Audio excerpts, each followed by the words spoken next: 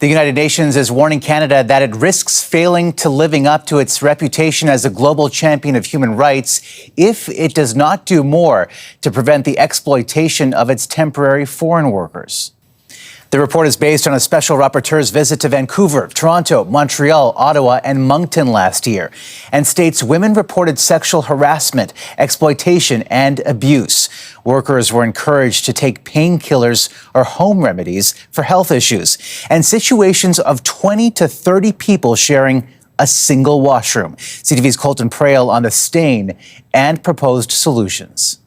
A scathing UN report calls Canada's temporary foreign worker program a breeding ground for modern-day slavery. A temporary immigration scheme that, by design, puts workers in a situation where they simply do not have access to the same rights as other workers. The report takes aim at closed work permits, which limit workers to a specific employer, claiming they can foster exploitation where employers can control workers' access to housing, healthcare, and their migration status. In May, a Senate committee recommended Ottawa phase out these permits within the next 3 years and consider regional or sectoral permits. The cure for this is not to do multiple program reforms without addressing the core issues at hand, which is potential abuse. So first address the abuse. Industry has warned against eliminating the permits. If there's a problem with a few bad actors, then there's compliance and enforcement rules already in place.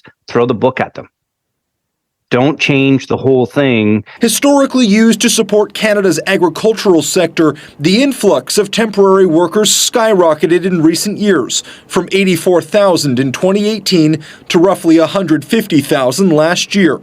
The increase largely driven not by farmhands, but low-wage workers, often in fast food restaurants. It should never be used to bring in low-wage workers from poor countries to take jobs away from or suppress the wages of Canadian workers. Last week, the government said it was considering limiting applications to that stream. The UN says ultimately temporary foreign workers need a better pathway to permanent residency and the same rights as workers. A new UN report is doubling down on its criticism of Canada's temporary foreign worker program, alleging that it is perpetuating modern-day slavery conditions. CTV's Colton Prale has been digging through the report. He joins me now with more. Colton, these are really loaded accusations. What's the background here? Absolutely, Marcia. It's a damning accusation. This is a long report from the UN Special Rapporteur on contemporary forms of slavery. They look at its causes, how it's perpetuated, and it looks at a number of different elements across Canadian society, one of which is the temporary foreign worker program.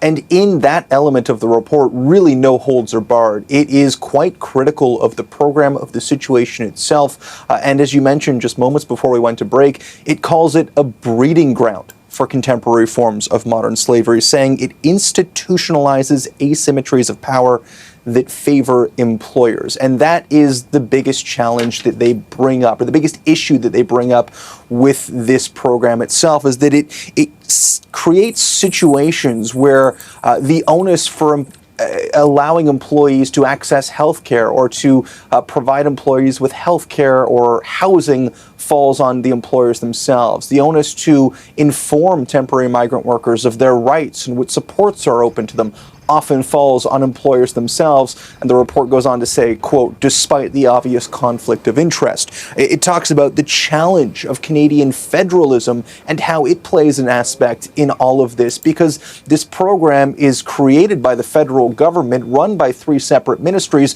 But once these workers are in Canada, the supports that they need, whether that's healthcare, whether that's housing, whether that's labor boards, whether it's occupational health and safety, all of that falls to the provinces. And there are a number of different lines in the report that point to instances where provincial authorities or local authorities even defer or decline to investigate issues of abuses because they feel it's not in their jurisdiction, something that the report points out isn't true. And so you end up in a situation where the report says there is very little incentive for these employers to actually foster good working conditions because there are so few supports for the workers themselves. And oftentimes they're on closed work permits, meaning their ability to be in the country is tied directly to that specific employer.